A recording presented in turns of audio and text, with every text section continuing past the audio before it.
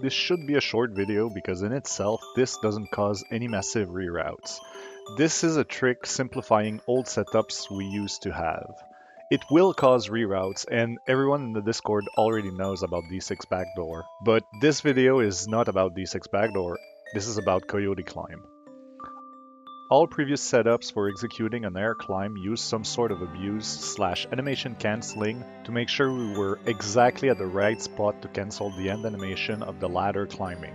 Now we have a way to latch on the top of the ladder directly. Concept is simple. Be in the empty space following the ladder, jump mid-air, attach to the ladder. The execution on the other hand is pretty hard. You want to be as close as the edge of the negative space in front of the ladder. Hence why you see basically every runner jump from the second rung of the ladder to the top, while nudging the joystick forward slightly. Once in position, the inputs must be somewhat tight. In order, quickly tap L or R, boots gave me the best results personally, tap down, slash, then feather, then slashing up to grab the ladder. One thing that I realized over time is that while the timing between L and down is very tight, I should say almost instantaneous, the one between down and slash has a bit more leeway. This is explained by the fact that if you do all the inputs perfectly, you will end up too high and won't latch to the ladder at all. So you do need to fall down just a tad before inputting feather. Speaking of feather, the input will only be registered if it is done in the second half of the sword slash animation, which brings me to why this whole thing seems to work to my understanding. Vertical slashes are considered falling moves. Horizontal slashes are considered as a grounded move, meaning you can buffer another action to be queued immediately after.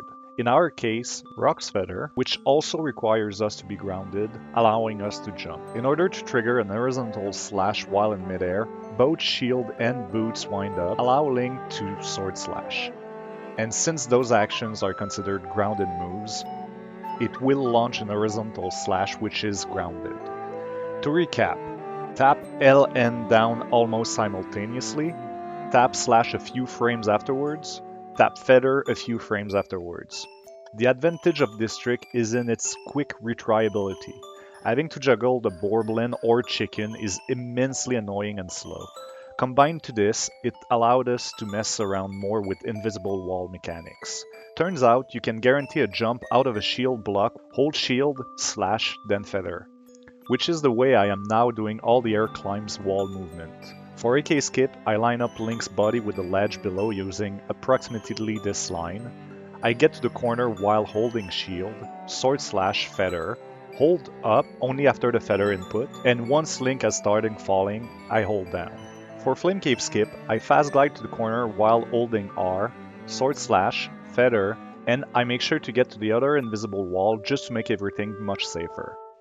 You can also sort of walk on top of the invisible wall using shield, making them sort of navigatable.